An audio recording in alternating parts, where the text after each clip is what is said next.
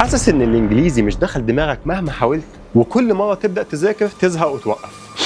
خد نفس عميق كده وركز معايا الكام ثانيه اللي جايين دول، لان هقول لك ازاي ممكن بعد 10 شهور تلاقي نفسك بتتكلم انجليزي من غير ما تترجم. في 3 اسباب رئيسيين بيخلوا اي حد يبدا انجليزي ما يكملش. 1، البدايه الغلط، زي انك تحفظ كلمات منفرده وتذاكر قواعد الجرامر وتحاول تكون جمله بنفسك. 2، انك تعتمد في تحقيق هدفك على المشاعر، زي انك متحمس مثلا وبعد اسبوع تلاقي الحماس ده اختفى، وده ببساطه لان الحماس ده عباره عن شعور والمشاعر متقلبه ومتغيره. 3، التسويف، ان عقلك يقنعك ان لسه بدري او ان انت لسه مش جاهز تاخد الخطوه، والتسويف هو اسوأهم، لانك بعد سنين كتيره جدا هتكتشف انك لسه واقف مكانك. احنا عملنا لك حاجه مختلفه، سيستم كامل مخصوص لدماغك انت. بدل ما تحفظ كلمات منفرده، انت بتسمع وتكرر جمل جاهزه في مواقف حقيقيه، في المطار، في المطعم، في الصيدليه، في جوب انترفيو وغيرها من المواقف كتير. حتى في المواقف المحرجه يا راجل، ده انت حتى لو هتتخانق انا سايب لك جمل عشان تعرف تتخانق بيها بالانجليزي. ده غير كورس المحادثات والنطق، وكمان هعلمك ازاي تمارس الانجليزي مع الذكاء الاصطناعي،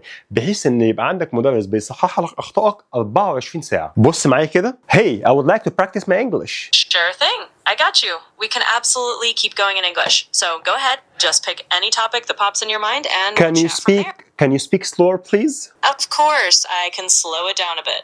No rush at all. زي ما انت شفت كده بقدر اتكلم مع الذكاء الاصطناعي اي مده انا عايزها. يعني باختصار دماغك هتتعلم ان هي تتكلم انجليزي زي ما اتكلمت عربي بالظبط، وزي ما الطفل الامريكي يتعلم يتكلم انجليزي. وبالنسبه لموضوع الحماس، عايزك ما تقلقش، انا عامل لك كتيب مخصوص اسمه بناء العادات، واللي من خلاله هتعرف تكنيكس مهمه جدا، هتعرف ازاي تبني عاده مذاكره تستمر معاك حتى في الايام اللي مودك مش مساعدك فيها. وبالنسبه للتسويف ما تقلقش، انا عامل لك كتيب مخصوص اسمه القضاء على التسويف، واللي هتلاقي فيه اساليب وحلول تقضي على التسويف من جذوره. بس ارجوك اوعى تسوف قراءة الكتيب ده بالذات. واللي يأكد لك كلامي ان اكتر من 200,000 طالب في الوطن العربي جربوا الطريقة دي، وناس كتير جدا بدأوا وهم مبتدئين ودلوقتي بيتكلموا بثقة. وممكن من خلال اللينك ده تشوف آراء وريفيوهات الناس اللي بدأوا الرحلة دي. و10 شهور مش وقت طويل، 10 شهور كافيين ان هم يغيروا مستقبلك وتخليك تتكلم وتفهم وتستخدم الانجليزي بكل سهولة. واحجز نسختك دلوقتي من كتاب اهم 5000 جملة هتحتاجهم في الانجليزي مع السيستم الكامل، وابدأ رحلتك من النهارده.